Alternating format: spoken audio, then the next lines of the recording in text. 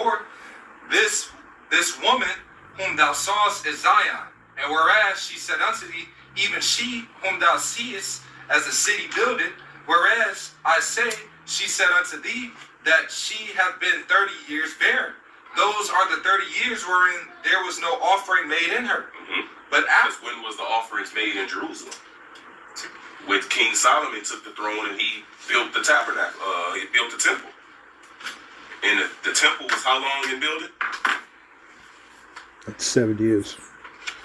was it 14 years? Nope. No, 7 years. Anybody? 40. The temple took 40 years to build? That's wild. That's crazy. Anybody? Talking about the time of Solomon, right? In Solomon, how long did it take King Solomon to build the temple? It definitely wasn't 40 years. 7 years. It was 7 years, man. Brothers got to get up on that history, man. Come on now. It was 14. I thought it was 13. 14 years. Yeah, it was 14 years for Solomon to build his house, but 7 years to build the temple. His house. But it was 7 years for the building of the temple. You know?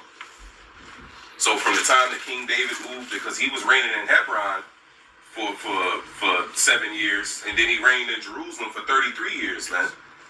You know? Then King Solomon took the throne, and in that 7-year period for him to build the temple, that's when the offerings would start to be made in there. But before then, it was offering at Gibeon. And then before that, Shiloh. And before that, I believe it was Shiloh. You know? Because that's where the tabernacle was that they was offering offerings in. So then after Solomon built the temple, that's when they started making the sacrifices in the temple. You see? So when she said she was barren for 30 years, that's when they was dwelling in Jerusalem, but no offerings was being made there. Why? Because the temple wasn't built yet. Go ahead. Oh, you said that. And now the temple now, which is good to know that history, but the temple now is us. We're the temple. The temple is being built through us. It's a spiritual temple now. Let me show you that. 1 Corinthians 3rd chapter. But it's good he went through the history of the physical temple. But now we offer up sacrifices through our temple. We're the temple.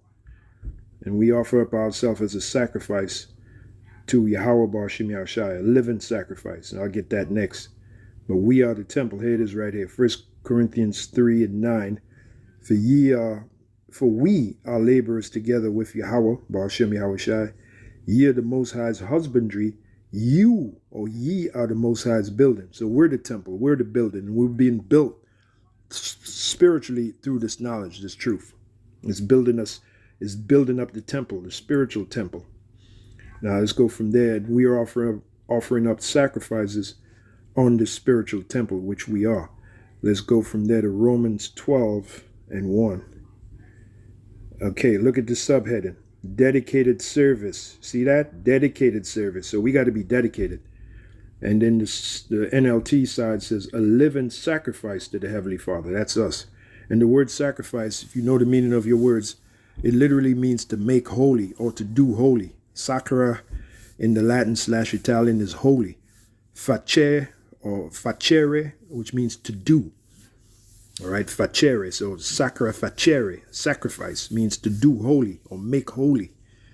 It's from the Latin/Italian, okay? Romans 12:1, I beseech you, therefore, brethren, by the mercies of Yahweh Shem Yahushai, that you present your what?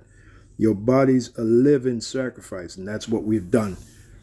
Every time we dedicate ourselves to this ministry in whatever capacity, as long as it's to the ministry, we're making ourselves a living sacrifice, okay, which is our reasonable service. Well, it says it, all right. It says that ye present your bodies a living sacrifice, holy, acceptable unto the Heavenly Father, which is your reasonable service, our reasonable service. Let's read that in the NLT. And so, dear brothers and sisters, I plead with you to give your bodies to the Heavenly Father, Yahweh Shem Yahushai, because of all He has done for you. Absolutely, especially Yahushua, what He did for us, man. Sacrificing Himself on the cross, all that pain that He went through, that 3 hours of excruciating pain, that's the least we could do. It says, let them be a living sacrifice and a living and holy sacrifice, the kind He will find acceptable. Yeah, this is truly the way to to worship him. Okay?